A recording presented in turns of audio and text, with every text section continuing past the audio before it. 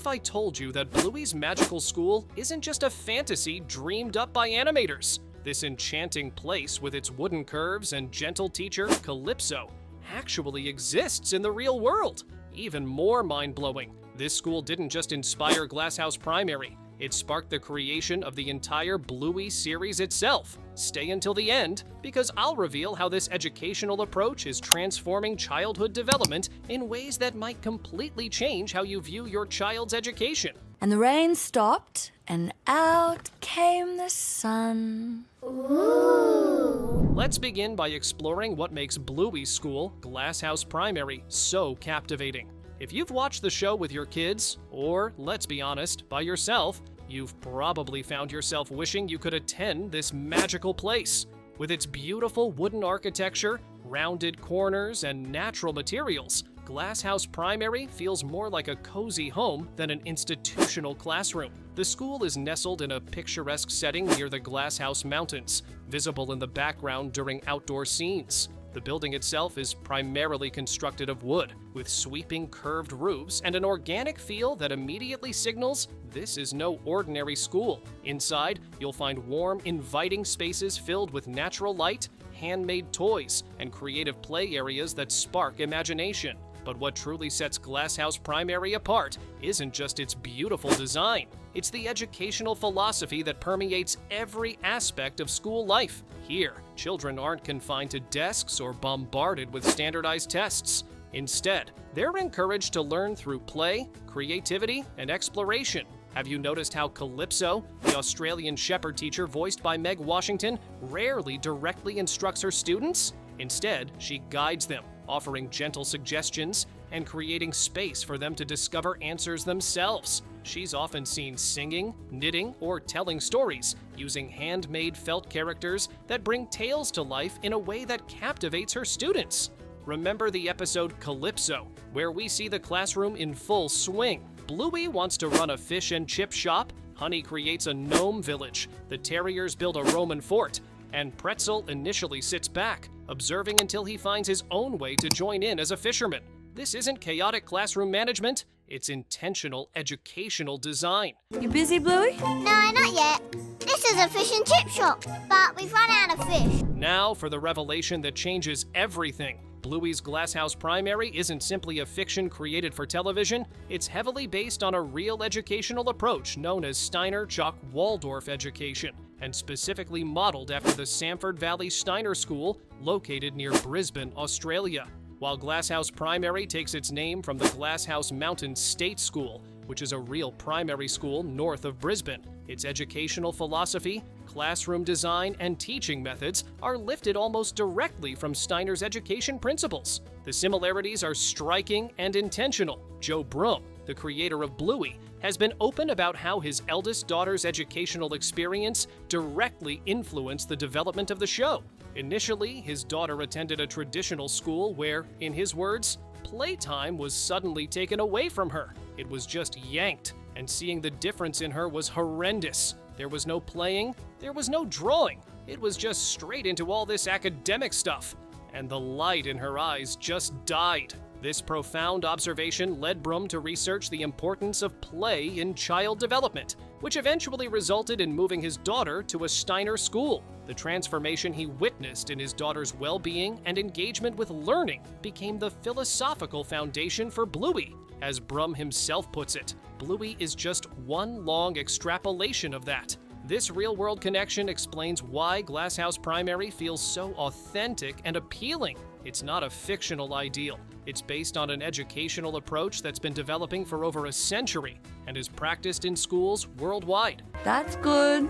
Do you need protecting? Not right now, thanks. So, what exactly is this educational approach that inspired not just Bluey's school, but the entire series? Steiner Waldorf education was developed by Rudolf Steiner, an Austrian philosopher and architect in the early 20th century. It emphasizes learning through creative play, storytelling, practical skills, and connection with nature. The core principles of Steiner education align perfectly with what we see at Glasshouse Primary. Steiner believed the physical environment profoundly affects learning, which is why Waldorf schools typically feature wooden furniture, natural fabrics, and architecture with curved lines rather than sharp angles. Exactly what we see in Bluey's classroom. Unlike traditional education, which separates play from academic learning, Steiner's education sees imaginative play as the foundation for intellectual, social, and emotional development. This is why Calypso allows her students to create their own imaginative scenarios rather than directing them to specific academic tasks. Steiner education aims to nurture the whole child, head, heart, and hands, rather than focusing solely on academic achievement. Physical movement, artistic expression, and emotional development are given equal importance to intellectual learning. In Waldorf schools, teachers typically stay with the same group of children for several years, developing deep relationships. They act more as guides than instructors, creating environments where children can discover learning for themselves, just like Calypso does. Finally, outdoor time is essential in Steiner's education, which explains why many of Bluey's school scenes take place outside, with children freely exploring natural spaces. Well, the gnome will need a place to sleep, so... Okay. The educational philosophy we see at Glasshouse Primary might seem revolutionary, but it's increasingly supported by modern research on child development. In fact, experts are discovering that many traditional educational approaches may actually work against children's natural development. According to the World Economic Forum's Future of Jobs report, the skills most valued in the workplace are rapidly changing. Analytical thinking and creative thinking remain the top skills needed for future workers, followed by resilience, flexibility, self-awareness, and curiosity. These aren't skills easily taught through standardized testing or rigid curriculums. They're developed through exactly the kind of creative play and exploration we see at Bluey's school.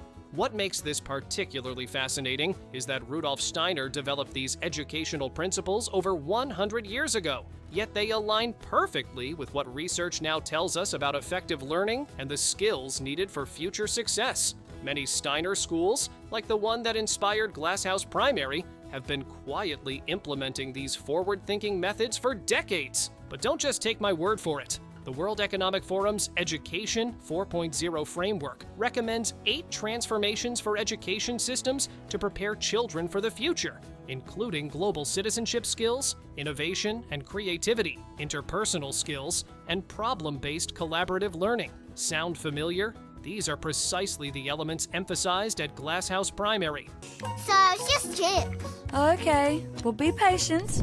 One of the most distinctive aspects of Bluey's school is the emphasis on imaginative play. Far from being mere entertainment or a break from real learning, play is the primary vehicle through which education happens. Watch any episode featuring Glasshouse Primary, and you'll see children deeply engaged in imaginative scenarios they've created themselves. Whether it's Bluey running her fish and chip shop, or the terriers building their Roman fort, these aren't just cute moments. They're powerful learning experiences. Through imaginative play, children at Glasshouse Primary are developing a rich array of essential skills. When Bluey's fish and chip shop runs out of fish, she's forced to find creative solutions, building vital problem-solving abilities.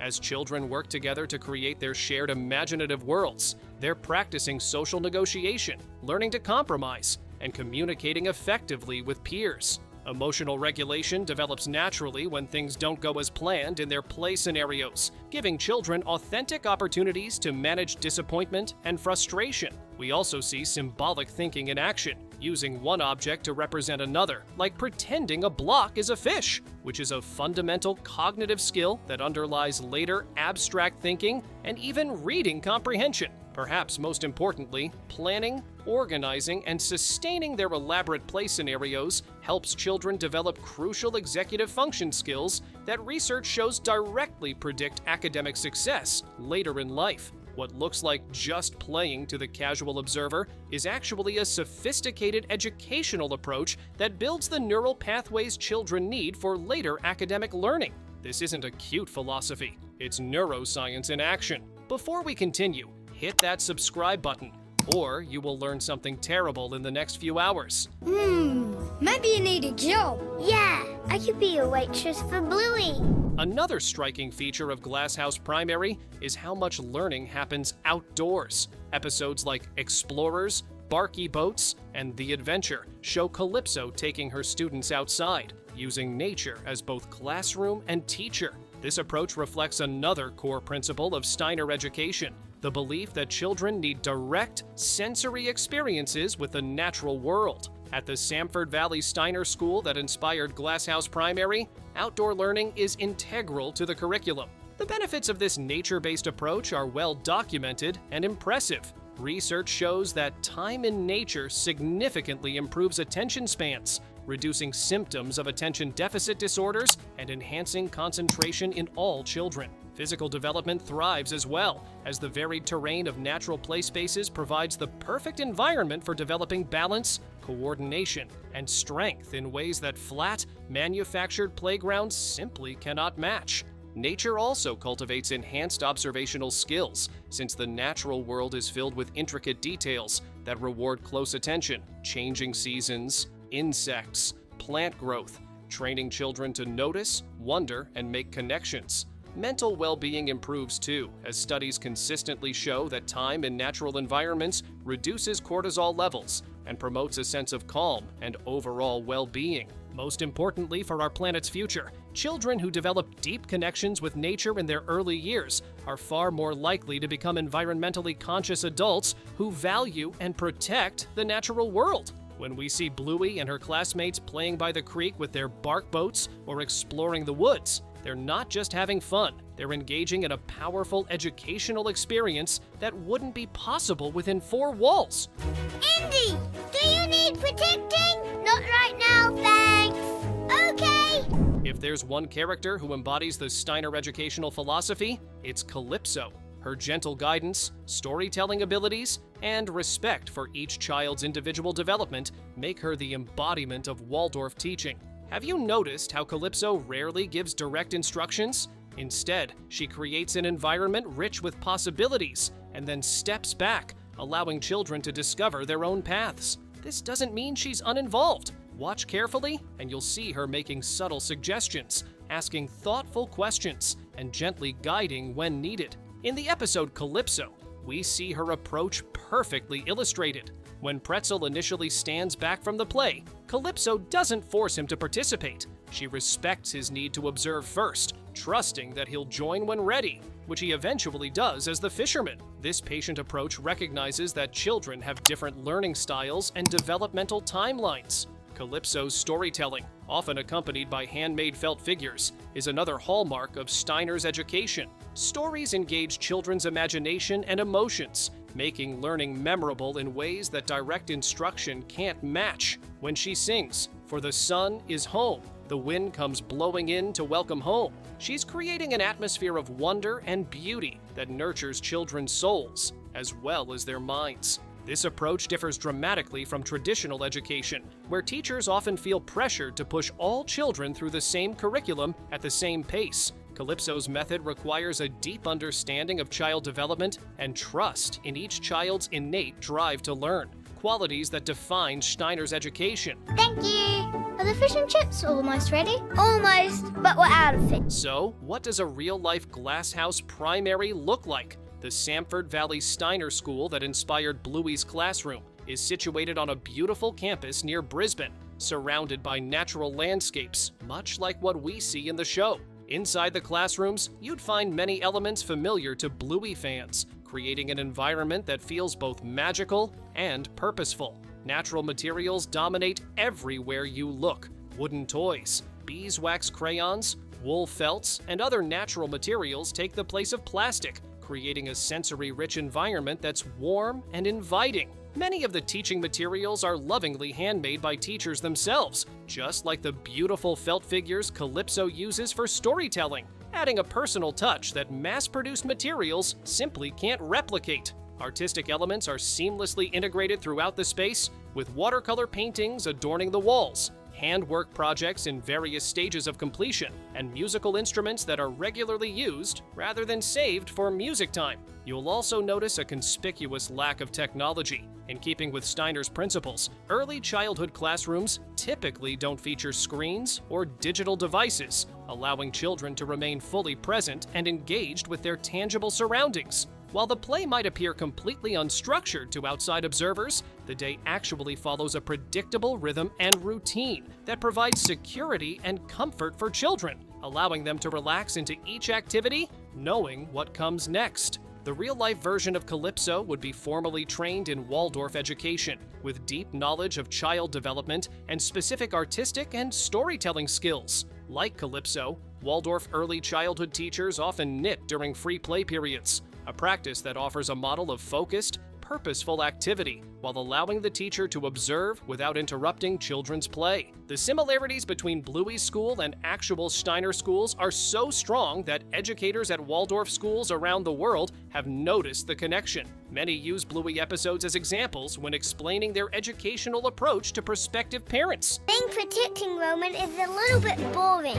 Maybe we should be... What makes the Steiner approach depicted in Glasshouse Primary so effective isn't just its charm or visual appeal. It's that it aligns remarkably well with what science tells us about how children learn and develop. Neuroscience research shows that young children's brains develop through sensory experiences and active engagement with their environment, exactly what the Steiner approach prioritizes. The emphasis on imaginative play, movement, and arts isn't just nice, it's neurologically sound. Studies comparing graduates of Waldorf schools with those from traditional educational backgrounds have found some interesting results. Contrary to what some might expect from an approach that delays formal academic instruction, Waldorf graduates show stronger creative thinking abilities, better problem-solving skills, higher levels of social-emotional development, equal or better academic achievement by high school, stronger intrinsic motivation for learning.